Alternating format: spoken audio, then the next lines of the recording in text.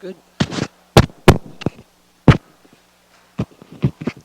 Good evening, everybody. Welcome to the Committee of Adjustment meeting. Committee will hear applications for minor variances and consents. We'll call each application by name and number and ask anyone who wishes to speak regarding the application to give their name to the secretary so it can be recorded. There is a 20-day waiting period after today's decisions in order to allow time to appeal to the OMB. If you're not the applicant or agent and you want a decision in writing, you can sign the clipboard at the back of the room. The applicant and the agent will automatically be notified. Remember to push the button on the microphone to speak and make sure you smile for the cameras. So, are there any disclosures of interest on committees by any committee member? I have a motion here.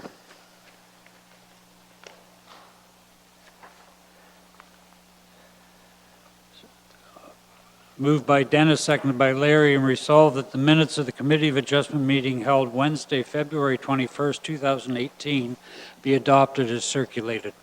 Are there any errors or omissions? Those in favor of the motion? Motion's carried.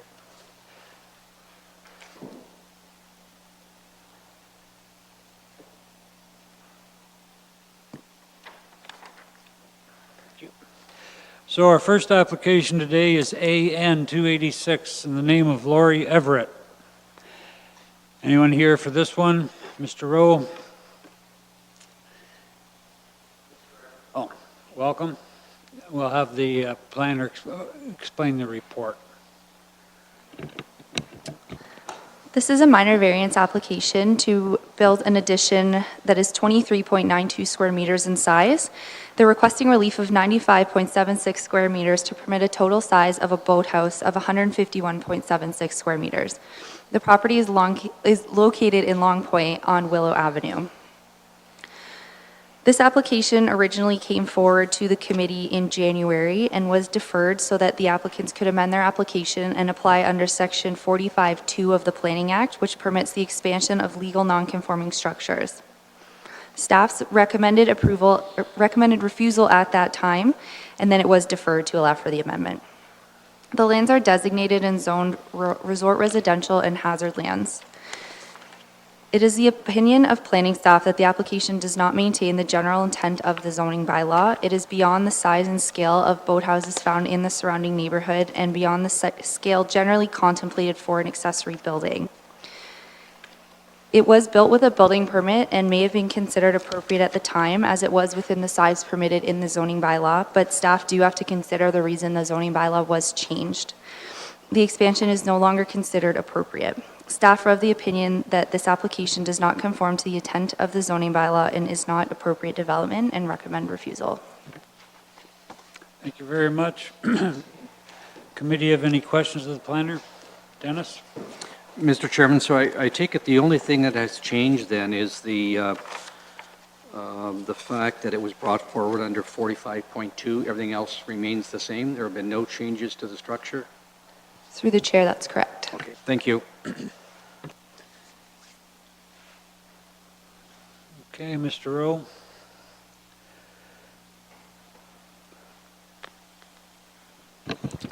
We're back for round two. Good to be here. As you know, we amended our application to fall under Section 45, subsection 2 of the Act. What that does, that enables the committee, where we have a situation for a legal non-conforming use, it empowers the committee to permit an enlargement or extension of the building or structure. What it also does or does not is tie the hands of the committee as it would under Section 45(1), where you're looking at doing the 4 tests. And this, therefore, does provide the committee with a little more flexibility. I'll go through my presentation.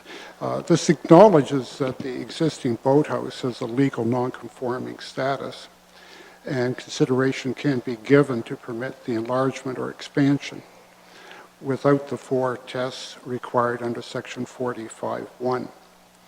We do not have to demonstrate that the proposal conforms to the intent of the official plan or the zoning bylaw. It is a given that the existing boathouse is larger than the current zone provisions for new boathouses. What we try to do is to evaluate the likelihood that the proposal will result in negative impacts on adjacent uses and properties. We also can consider the positive aspects of the development. If you look at the site, there does not appear to be any negative impacts on the neighboring properties, in particular to the one to the south. If you look at the broader neighborhood, and this is going to be outlined in much more detail by my client in his presentation, that what we're proposing is certainly not out of character and is rather almost the norm. There do not appear to be any negative impacts on the functionality of the site itself. The lot is certainly large enough to accommodate the proposed increase. The term overdevelopment is a term often used for reason to reject a development proposal. However, the term is not definable. It is often just a hunch or a gut reaction. What the characteristics, what you need to do is look at the characteristics of the development that would result in a land use conflict. Then you weigh the various factors, the pluses and the minuses, and determine the suitability of the project within its environment and its setting. There appears to be no tangible or quantifiable negative impacts resulting from the relief being requested from the zoning bylaw. The zone provisions are not etched in stone. What was acceptable at one time in one place may not be acceptable in the future and in another place. The county has decreased the size of boathouses, but they've increased the size of accessory buildings in the agricultural zone. Zone provisions are not normally based on extensive review and testing, but are quite often based upon what appears to be reasonable in most circumstances, or just borrowed from another municipality. The notion that this proposal results in overdevelopment cannot be justified without demonstrated negative impacts. And frankly, based upon my review and analysis, I do not see any negative impacts related to this proposal, and therefore urge the committee to approve the application. My client has also obtained the opinion of a registered landscape architect as to the desirability of the proposed addition. Architects are far more experienced at evaluating the impact of a building on a site and their functionality. They are concerned with the massing of buildings and structures and their impacts, and they're going to let my client provide you with that overview. At this point, I'm going to turn it over to my client, Peter Everett.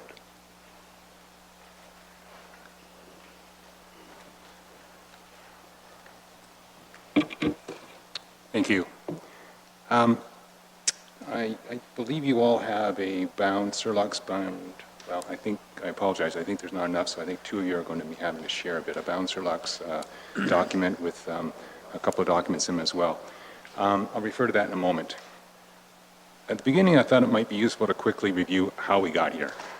Initially, we met with the building inspector, and we met with the planner at the time, Scott Palandre. Scott was of the view that we need a minor variance because of the restriction on boathouses' useful floor area. We disagree with that interpretation, but he advised us that the planning department would not oppose the variance, so we went ahead.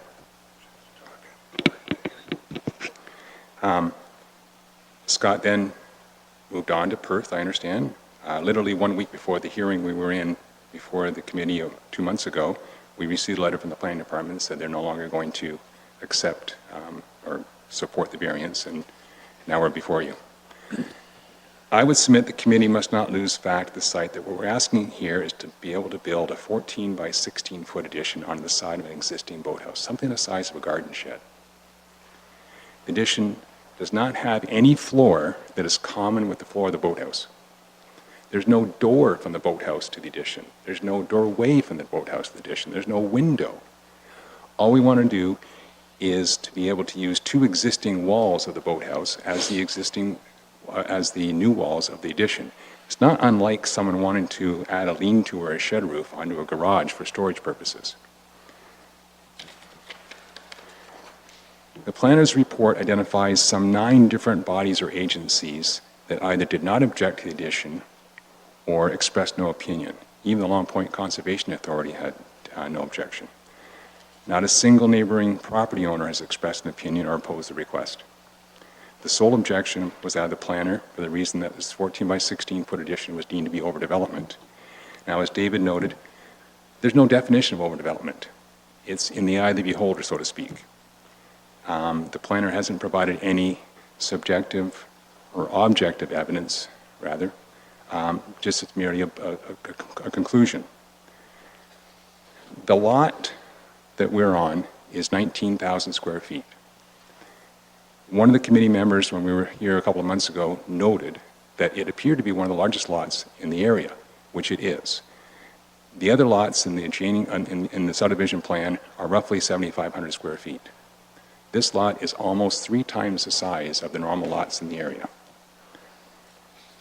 Although there's no definition of overdevelopment in the bylaw, there are some factors that I think the committee ought to consider. The first one I would submit is coverage. The bylaw permits accessory buildings to cover up to 10% of the lot. Even with the addition we're proposing to build, we're still under that 10% coverage. That, in my submission, in and of itself should be the end of the story here. What better way to gauge development and overdevelopment than by lot coverage? Surely the drafters of the bylaw realized that by establishing a percentage lot coverage for accessory buildings, they could deal with overdevelopment in a manner that was consistent from lot to lot, and that takes into account that what might be development and overdevelopment on one lot might be different for a larger lot or a smaller lot. If the drafters wish to keep the bylaw, or if the drafters of the bylaw wish to keep the floor area of the boathouse within a specific square foot limit to ensure the boathouse did not become habitable space, then so be it. But our addition fulfills that goal as well. It does not extend the floor area of the boathouse. It can't be part of a habitable space of the boathouse if that was the case. The addition in no manner extends the usable floor area of the boathouse, and it's not habitable space. Another factor that I submit the committee should take into account is the fact that the initial planner advised us that he was not going to oppose the variance. We have the opinion that Mr. Rose mentioned of Leanne Whitehouse Seeley, and that's in the materials that I provided to you. She has looked at the topographical map, she has visited the site, she has looked at the application, and she has expressed in her expert opinion that this is not overdevelopment. The actual letter I can read you, I've highlighted it in your copy there. There's 3 paragraphs on page 2 that I've highlighted. But essentially, she has said that an intention of size restriction in the RR zone is to maintain the boathouse as a secondary use of the property. The proposed accessory building is not intended to create a combined floor area and will not include inhabitable space, nor washroom facilities, which conforms its intended use as secondary on the property. A second intention of size restriction in the RR zone is to limit a structure to an appropriate scale for the neighborhood. The combined footprint of these 2 accessory buildings is within the 10% maximum lot coverage. She continues and says, the proposal meets the needs of the property owner as well as the community, with its discrete placement of the accessory building integrated into the existing form of the boathouse.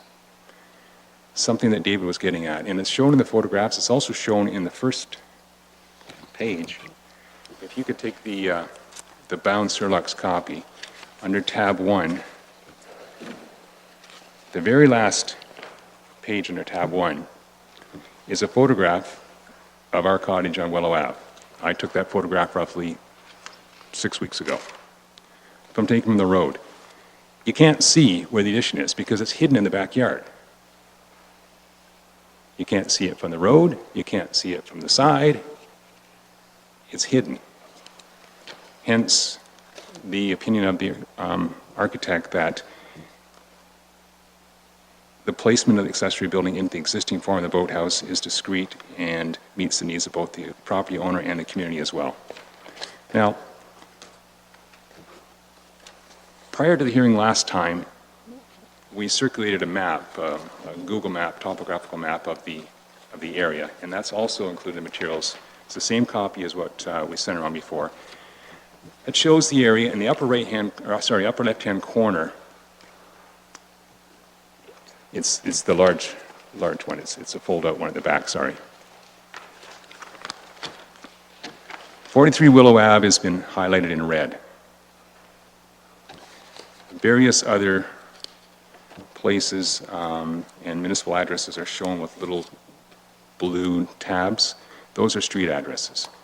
And what I would like to do is take you through some of what is in our subdivision down there. The subdivision, 43 Willow Ave is in a subdivision plan of roughly 110 cottages. It was a registered subdivision plan, it was built in the 60s.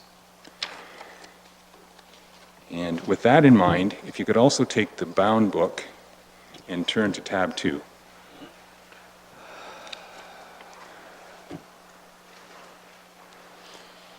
The first page in tab 2 and the page immediately following, the second page, are photographs of a boathouse and cottage on 9 Teal, 2 streets over from my street.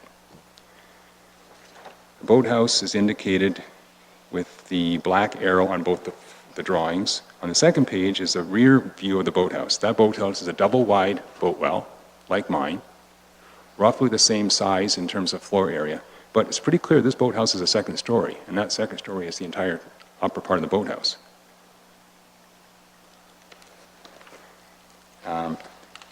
All the photographs in this bound volume are similar, but to save the committee some time, I'm going to direct you to particular ones only.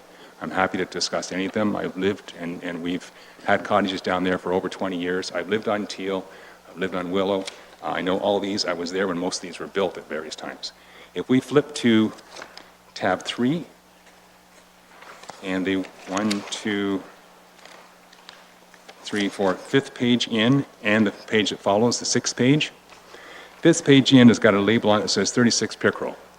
36 Pickerel is directly across the channel at the back of my property. If you flip the page over to the next page, you'll see a page that's got labels that say 34 and 36 Pickerel. I took that photograph standing on the seawall by my boathouse. 36 Pickerel is a double-wide boathouse, very clear, complete 2-story. On the preceding page, it's got an exterior stairwell, it's got an exterior door to the second story, it's got exterior windows. 34 Pickerel on the next page, again, a double-wide boat well, like my boathouse, plus a complete full second story.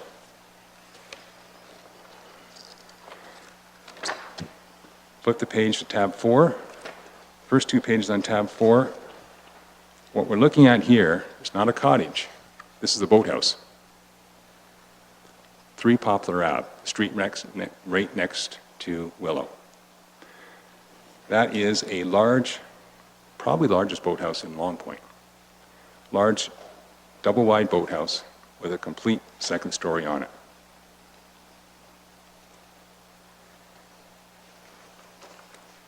And I remind the committee too that useful floor area for these buildings includes the second story, not just the first.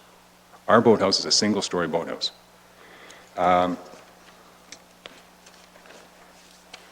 If we flip to tab 5, we get to tab 5, we get now to boathouses on my street. These are all on Willow Ave, on the exact street we are. First one is 10 Willow Ave, about a third up the street from my place. 10 Willow Ave, black arrow shows a two-story boathouse. It has 2 dormers on it, has an exterior stairwell plus a door there. Turn the page over, 23 Willow Ave. 23 Willow Ave, again, that building behind the cottage is a large 2-story double-wide boathouse. Second story is a complete coverage of the boat well. We move ahead to a few pages, we'll skip a few, move ahead to the tab that says 37 Willow Ave. In 37 Willow Ave, there are two, yes, that one. A little difficult to see because the cottage and the boathouse take up the entire lot. But there's a black arrow there that shows a 2-story boathouse in the backyard. Significant because this is 3 doors down from our place. Next page is 39 Willow Ave, 2 doors down from our place. Again, black arrow, backyard shows a full double-wide boathouse with a second story. 43 Willow Ave, if you continue, directly across the street from me. What you're looking at there is a 2-car garage that is part of the boathouse. It's a single building. Behind the 2-car garage is the double-wide boathouse. That boat well is wider than my boat well. The boathouse is larger and has a complete full second story. Finally, if we go to the last tab here, 2 Willow Ave. This is quite a new place as well. Again, another demonstration on our street. These are all boathouses on our street of double-wide boathouses with a complete second story. If that doesn't describe the character of the neighborhood, I'm at a loss to find a way that could. The tab 6 in this book has 2 portions. First portion is a black and white drawing. That is an aerial view of the subdivision that shows the relative lot coverages. So the blue portion that's highlighted in blue, that's 43 Willow, that's the lot we're speaking of. The yellow lots are ones that show coverages that are considerably more than the coverage of our lot. One really needs to look at the amount of blue ink on our lot compared to the amount of yellow ink on the various other ones to show that A, 43 Willow Ave is considerably larger than virtually every other lot in that subdivision. And B, the amount of open space and undeveloped space on 43 Willow Ave greatly exceeds virtually everything else in the whole area. And interestingly, if we turn to the next page, which is a fold-out page, these are all of the properties on Willow Ave. They're listed by municipal address. They show the size of each lot in terms of square footage. It shows the size of the buildings in the lot and the percentage of coverage. There are 41 lots on Willow Ave. 34 of those lots have coverages that exceed ours. The ones that are highlighted in blue have coverages that are similar or less than ours.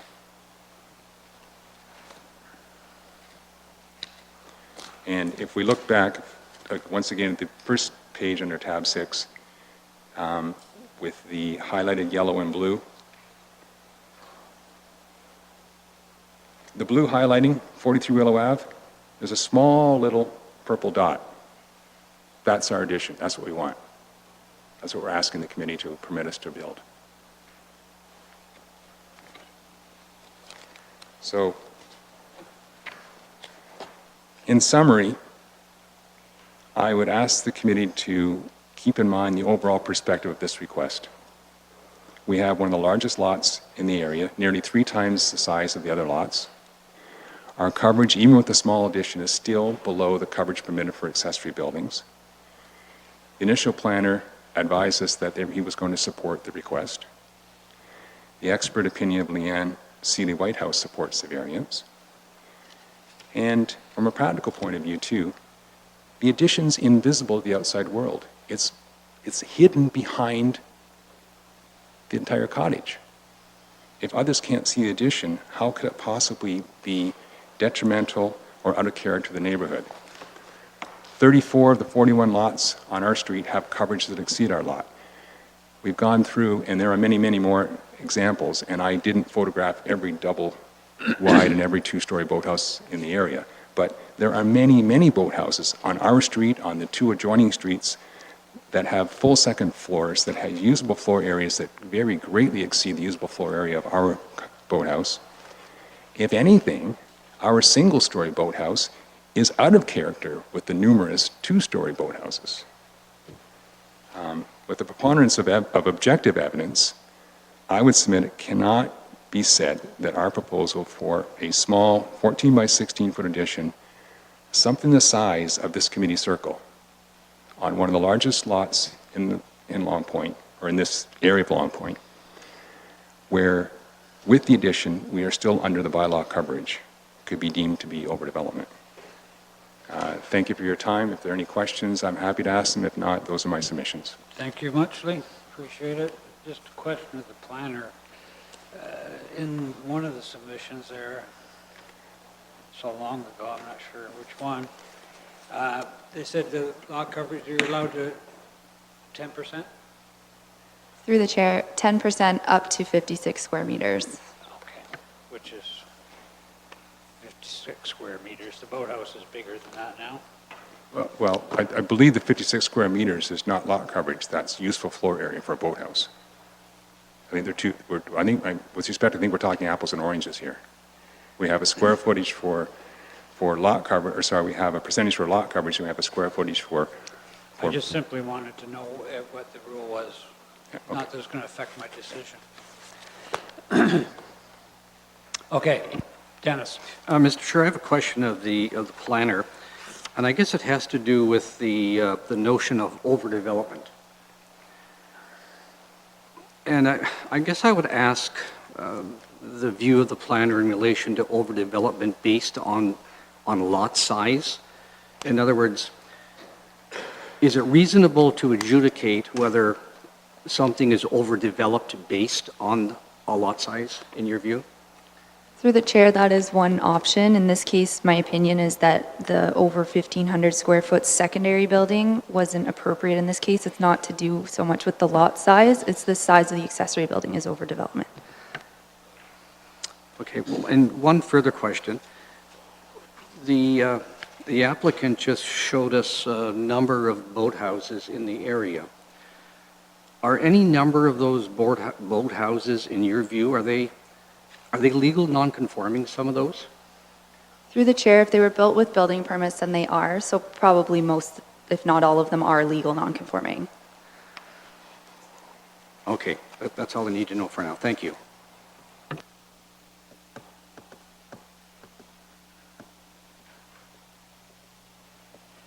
Anyone else?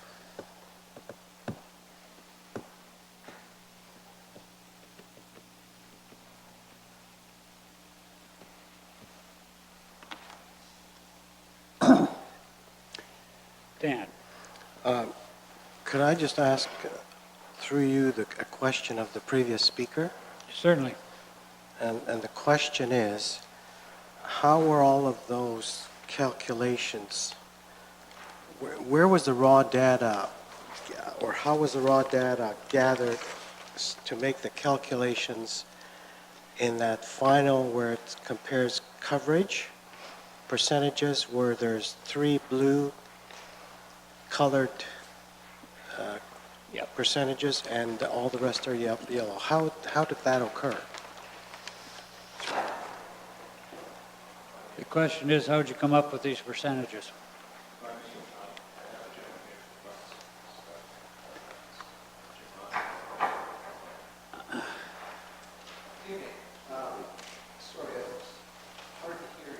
And your name is? We need that for the record.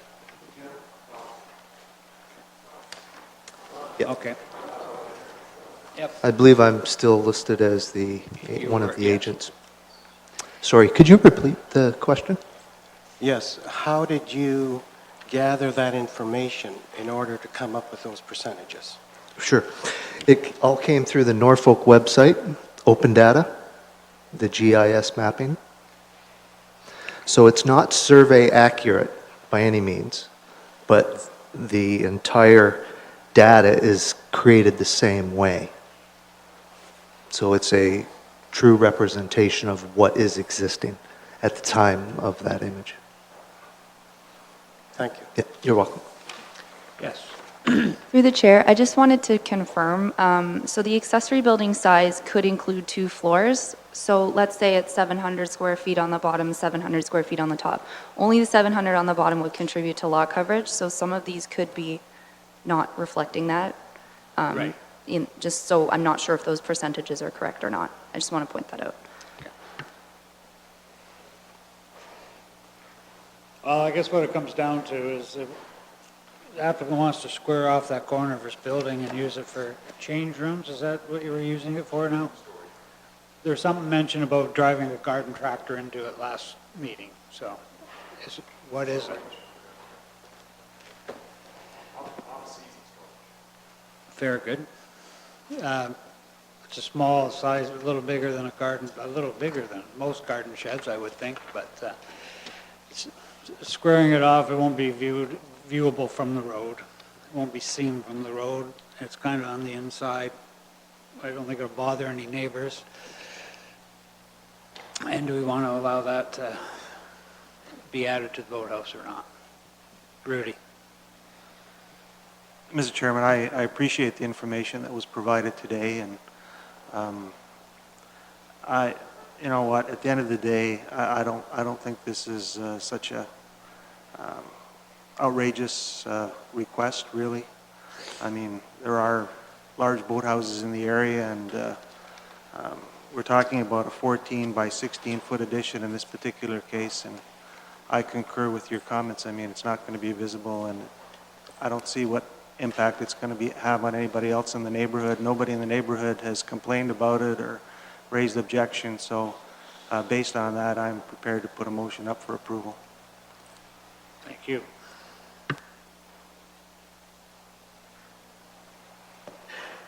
Dennis? I'll second it, Mr. Chair. We're talking about 224 square feet on a piece of property that's 19,000 square feet. Is that what I heard?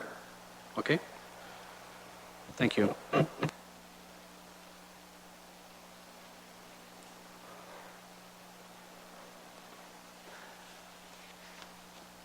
I'll read the motion, and if there's more comments to be made, fine, but the motion is by Rudy, seconded by Dennis. The committee approves the application to construct a 5.2 meter by 4.6 meter addition to an existing boathouse requiring relief of 95.76 square meters from the maximum permitted usable floor area of 56 square meters to permit a usable floor area of 151.76 square meters. Development conforms to the intent of the Norfolk County zoning bylaw and is appropriate development, and no public input was received, therefore not considered as part of the discussion, part of the application. Further discussion? Eric? When this when this came forward last time under 45-1, I was of the opinion that it wasn't minor, and overall, the floor area exceeding 3 times the bylaw wasn't appropriate. But in this case, under 45-2, you look at whether it's appropriate or not. Given you can't see it from the road, given that it's not habitable space, and really it could be a garden shed located somewhere else on the lot, I'm comfortable with it, so I'm supporting the motion. Thank you. Okay, you've heard the motion. Those in favor? Those opposed? That motion's carried. Thanks, everyone.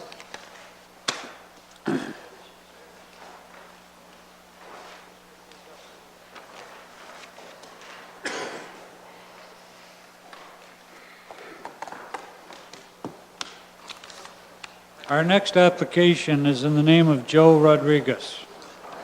Is there anyone here for this application? And your name is? You're Joe? Okay. Anyone else? We'll have the planner explain the report then. This is a severance application to create a lot in the hamlet of Nixon. The subject lands are 2.47 hectares in size and front onto the south side of Wyndham Road 13. The lands are designated hamlet and zone hamlet residential. The lands are vacant farmland and no buildings are proposed at this time. Surrounding land uses are agricultural to the west, hamlet residential to the east and south, and New Limburg Brewery on adjacent hamlet commercial lands to the northwest. The end result of this application is 2 equal-sized parcels. I would also like to point out to the committee that public input has been received for this application. It's noted differently in the report, but was received after the report was written for your consideration. This application is consistent with provincial policy statement, conforms with the Norfolk County official plan regarding severance policies, and planning staff support and recommend approval. Okay. Any questions of the planner? It's quite a big lot. Do you know what the intention of the land is? Not at this time. It was believed to split in half from the estate. Okay.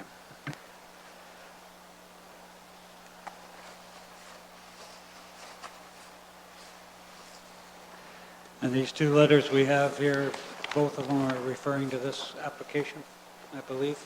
That is correct. Everybody's had a chance to read those. Dennis? Mr. Chairman, I'm not sure when the planner received these letters. I'm assuming it was not that long ago. My question would have been, or maybe is, have you had an opportunity to peruse it and perhaps offer some feedback on some of the concerns that have been expressed?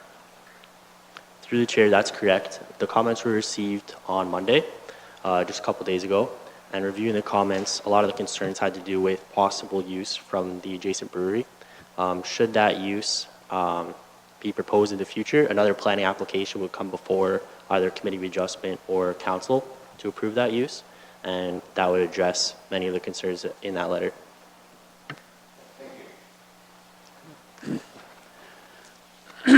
Okay, Dan. Thank you. I have a motion by Dan, seconded by Larry, that the committee hereby approves this application to sever a parcel with a frontage of 65.94 meters, an irregular width of 143.68 meters, an irregular depth of 271.57 meters, and having an area of 2.47 hectares, retaining a parcel with an area of 2.47 hectares as the creation of a lot within the hamlet of Nixon. The application is consistent with the provincial policy statement and conforms to the consent policies of the Norfolk County official plan, and that public input was received and was considered as part of the application. Is there any further discussion? Those in favor of the motion? Opposed? That is carried.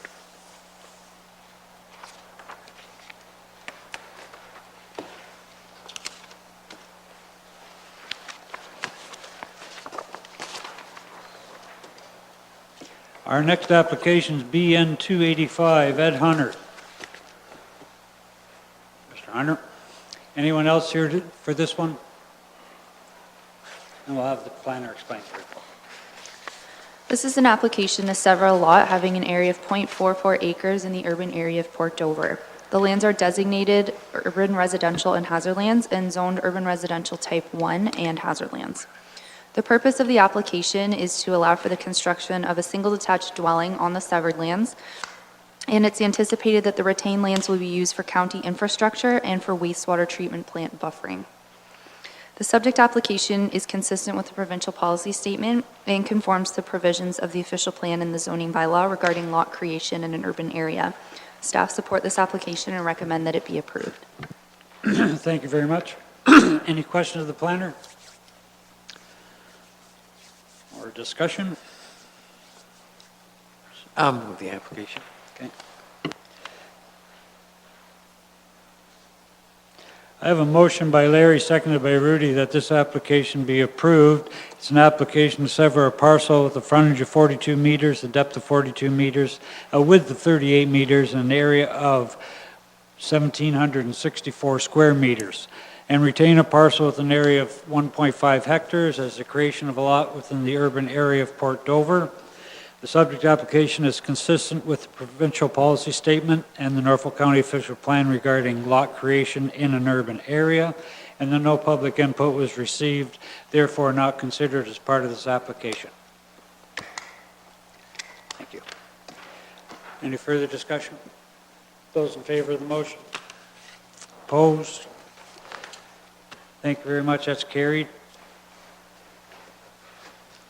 Our next application is AN015, Gary and Joanne Bannister. I'm the agent. You're the agent? All righty. Anyone else here for this one? We'll have the planner explain the report then. Through the chair, the next three reports are three adjacent properties, all with similar deficiencies and minor variance applications. Right. Would it be all right with the chair to proceed and present three at a time? More than all right. All right.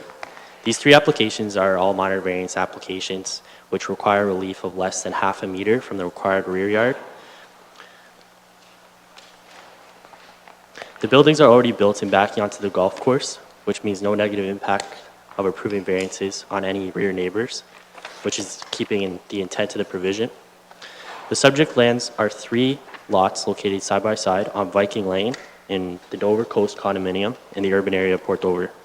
Surrounding land uses are single-family detached dwellings with the golf course abutting the rear property line. The lands currently each contain an existing condo dwelling, and no new structures are proposed at this time. Permits were issued in error for the existing decks, and these applications are to bring the properties into compliance. These three applications are consistent with the provincial policy statement, conform to the Norfolk County official plan, and the general intent of the Norfolk County zoning bylaw. Planning staff support these three applications and recommend each be approved. Thank you very much. So, just to be sure,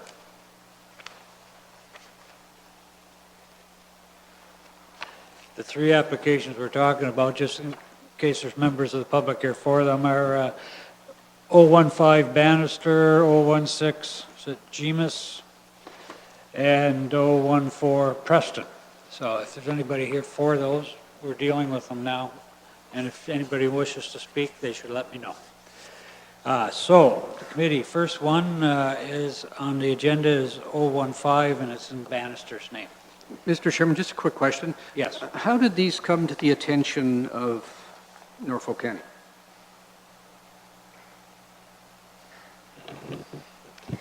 Through the chair, it's my understanding that during their final building permit, their final occupancy, or through a sale, that this deficiency was noted. Oh, okay, thank you.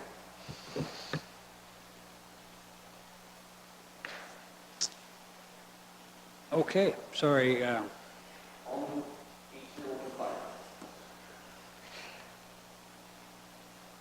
Okay, 4015, moved by Dennis, seconded by Marcel. We approve the application granting relief of 0.43 meters from the minimum required rear yard setback of 7.5 to allow for a 7.07 meter setback. And it's in accordance with Section 45(1) of the Planning Act. The requested relief is considered minor and maintains the intent of the official plan and zoning bylaw, and no public input was received, therefore not considered as part of this application. Further discussion? Those in favor? Carried. 016, Eric, Rudy. Moved by Eric, seconded by Rudy. We approve the application recognizing the deficiency of 0.27 meters from the required rear yard setback of 7.5 meters to allow for a setback of 7.23 meters. And in accordance with Section 45(1) of the Planning Act, the requested relief is considered appropriate, minor, and maintains the intent of the official planning zoning bylaw, and no public input was received, therefore not considered. Further discussion? Those in favor? Carried. So that leaves Larry and Dan for this one.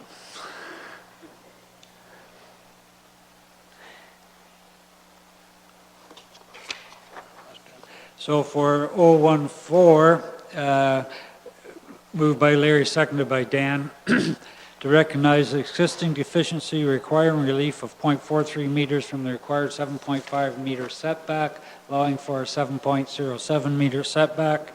In accordance with Section 45(1) of the Planning Act, this is considered appropriate, minor, and maintains the intent of the official plan and zoning bylaw, and no public input was received, therefore not considered as part of the application. Those in favor? Carried.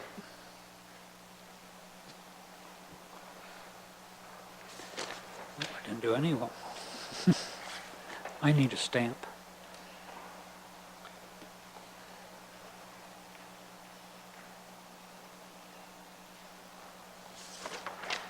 Thank you very much.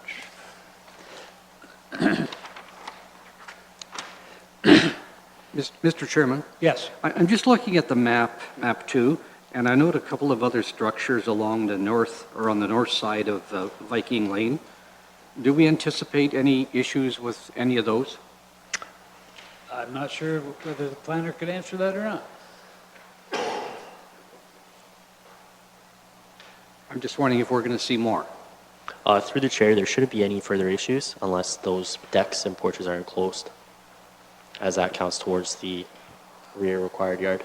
Okay. Thank you. They're not enclosed now, so they're okay. If they change that, then they'll be here.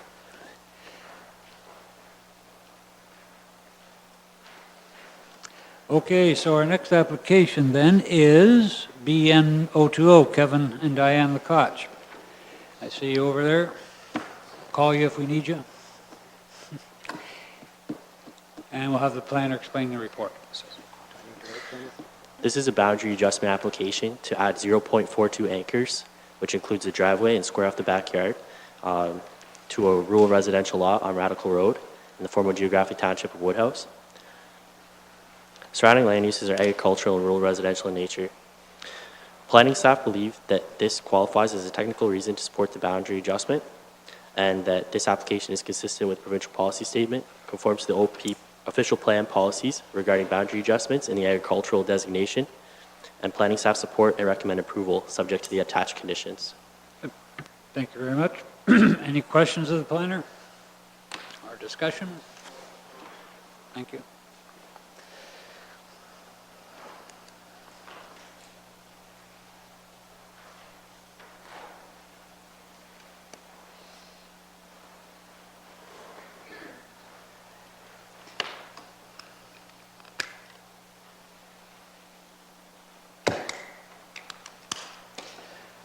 Application BN 020 in the name of Kevin and Diane LaCoche. That's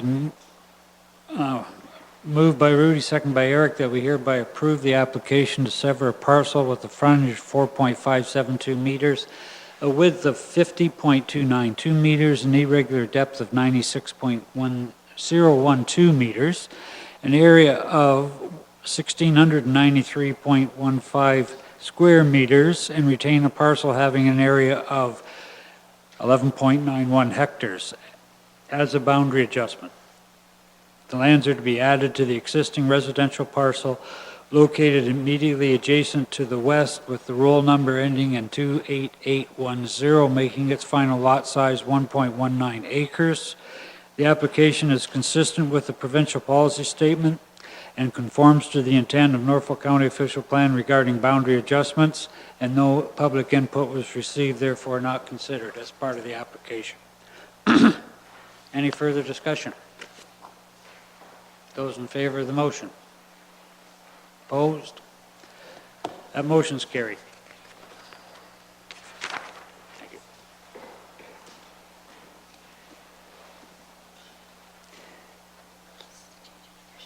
Okay. Our next application then is BN 022, it's IBI Group, Westwood Trails and Simcoe. Someone here for this one? We'll holler if we need you. We'll have the planner explain the report. Good afternoon, Mr. Chair and members of the committee. This application is for a severance of an approximately 3.3 hectare or 8 acre parcel that will be function as part of a stormwater management and parkland for an adjacent condominium development. The proposal has been reviewed and is considered to be consistent with the applicable policies. As part of the recommendation, planning staff are proposing new wording for condition 16, which I have provided to you, which would note the receipt of the receipt and acceptance of a complete application for the official plan amendment and zoning bylaw amendment to facilitate and scope down the proposed use for the stormwater management and park dedication. Happy to answer any questions that you might have, and staff are recommending support of the application. Okay, thank you very much. You're aware of this condition? Okay. Committee. Dennis? Okay, thank you.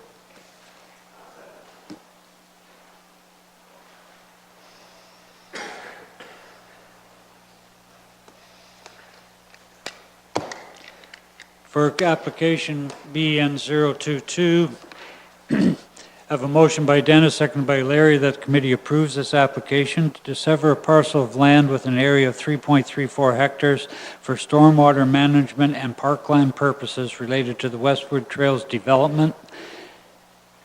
A 21-acre parcel of land will be retained. This application and proposed development is consistent with the provincial policy statement, Norfolk County official plan policies, and with respect to consent for infrastructure and utility purposes. No public input was received, therefore not considered as part of the application. And of course, the conditions are outlined in the motion, including the new one. Oh, hi, sorry. That's okay. I live, like the pictures, I would be to the left there. First we need your name. Oh, sorry. Suzanne Gibbons. Get that? Suzanne Gibbons. Oh, okay. I'm just wondering, I don't know if the planner or if you could tell me how this will affect my property and my value of my property. I moved out there specifically to be out in the country, not to have, it's 520 West Street, so I believe it's lot 19. I can't see that far. I show it to you.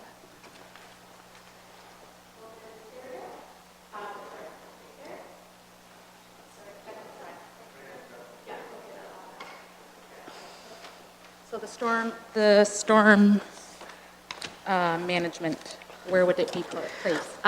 Through you, Mr. Chair, how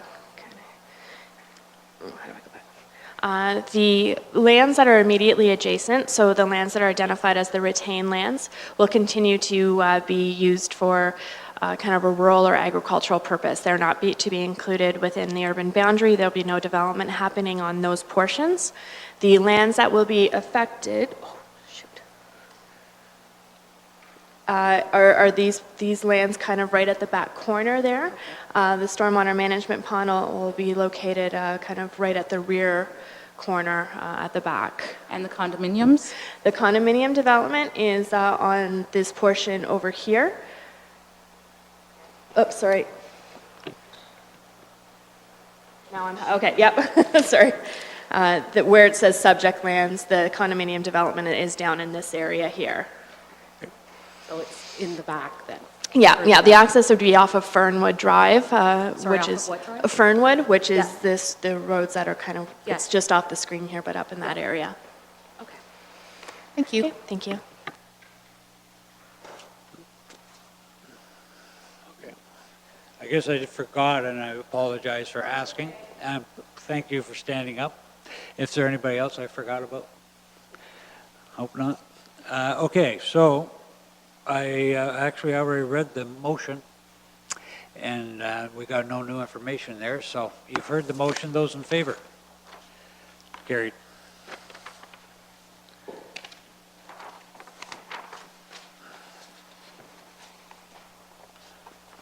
Put one together there for you. AN 013, Thomas and Linda Pinwalla. Is that you? Pleased to meet you. We'll call you if we need you. Anyone else for this one? Then we'll have the planner explain the report, please.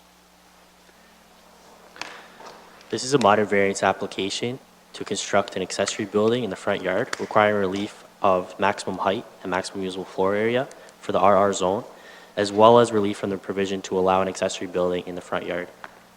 The subject lands are located on the west side of Cedar Drive in the resort area of Turkey Point. The lands currently contain a vacation home and a detached garage in the front yard. Surrounding land uses are resort residential in nature in the form of vacation homes. Lake Erie is located immediately behind the lands. Because the proposed accessory building is replacing an existing structure in the front yard, and because there is no possible way to put an accessory building in the rear yard, as it is Lake Erie at the rear, planning staff feel that this application is minor in nature. This application is consistent with the provincial policy statement, conforms with the Norfolk County official plan for the resort residential designation, and conforms to the general intent of the zoning bylaw for the RR zone. Planning staff support and recommend this application for approval. Thanks very much. Any questions of the planner or discussion?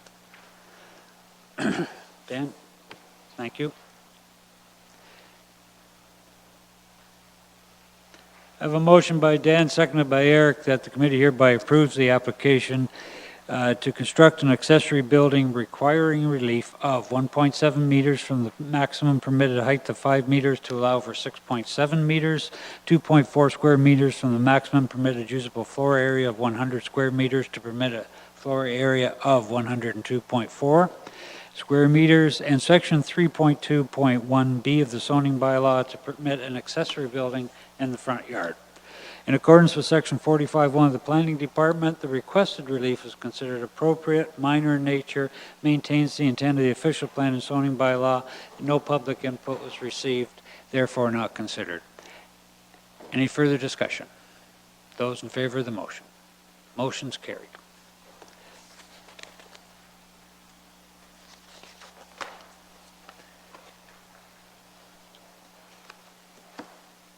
And then the next one is BN 019, Matthew Townsend and Jenny Botsang.